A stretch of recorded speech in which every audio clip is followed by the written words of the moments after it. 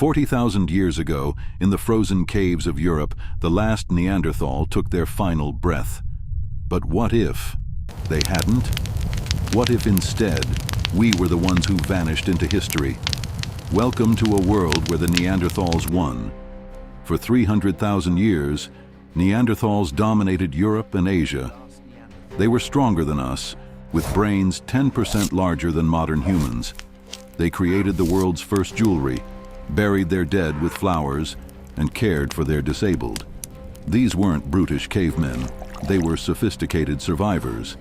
The turning point came during the last ice age.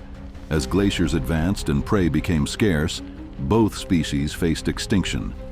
But where Homo sapiens relied on complex social networks, Neanderthals had something else: bodies built for survival and an intimate knowledge of their harsh environment. In this timeline, it was our ancestors who couldn't adapt. The gracile Homo sapiens, dependent on trade networks that collapsed, slowly faded away. The Neanderthals inherited the Earth. Over the next 40,000 years, freed from competition, Neanderthals evolved. Their already superior visual spatial processing became extraordinary. Where we developed abstract thinking and language, they perfected spatial reasoning and environmental harmony. Their technology grew organically from nature itself. Their cities weren't built, they were grown.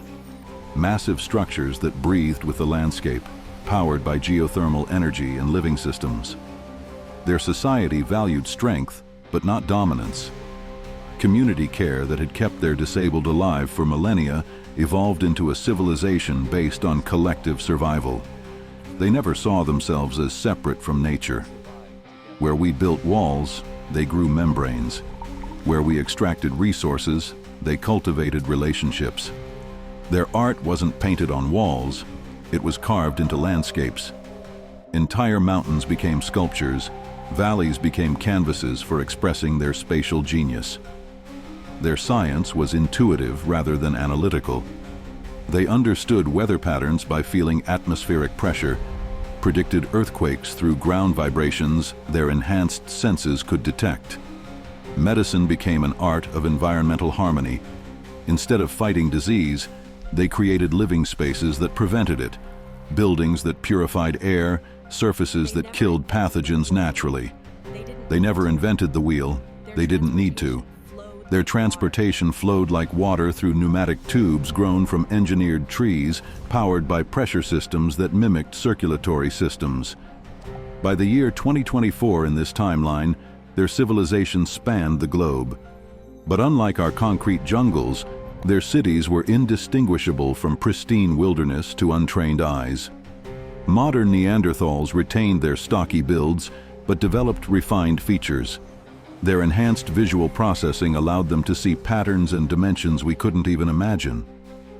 Their computers weren't silicon-based, but grown from modified neural networks of fungi. Their internet was a living network that spanned continents through root systems. They communicated not just through enhanced sign language, but through environmental manipulation, changing the color of bioluminescent networks, creating scent patterns, vibrations through the ground. Where our philosophy asked, how can we control nature? Zrenia theirs asked, how can we belong to it? They never developed concepts of ownership, only stewardship. They still had conflicts, but resolved them through endurance trials rather than violence. Disputes were settled by seeing who could survive harsh conditions longer, turning aggression into respect. Their exploration wasn't driven by conquest, but by curiosity about environmental systems. They mapped the world not by GPS, but by understanding the migration patterns of every living thing. Climate change was never a crisis for them. Their technology adapted with environmental shifts. Their cities migrated with changing weather patterns like flocks of birds. When they finally looked to the stars, they didn't launch rockets, they grew them. Living spacecraft that could sustain themselves for centuries, carrying entire ecosystems to distant worlds. When they encountered other intelligent life, first contact wasn't through radio signals but through ecosystem exchange, sharing biosamples and genetic information as gifts of mutual understanding. Today, in this alternate 2024, Neanderthal civilization spans multiple star systems. Each world they inhabit becomes more alive, not less. They don't terraform planets, they harmonize with them.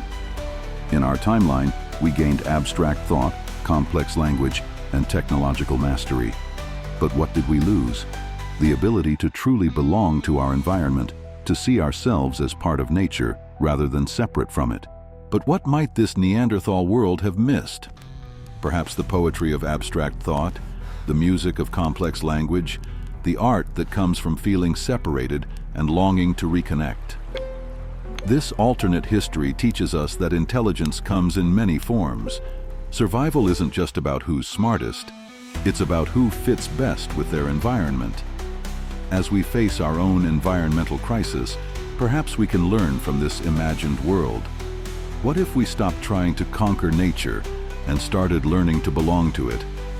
The Neanderthals are gone, but their way of thinking doesn't have to be. Every time we choose cooperation over competition, sustainability over exploitation, we honor their memory. Perhaps the real question isn't, what if the Neanderthals had won?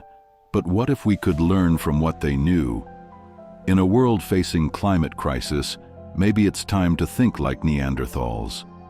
The last Neanderthal died 40,000 years ago. Or did they? Every time we choose the long view over short-term gain, every time we work with nature instead of against it, a little bit of Neanderthal wisdom lives on. What will you choose?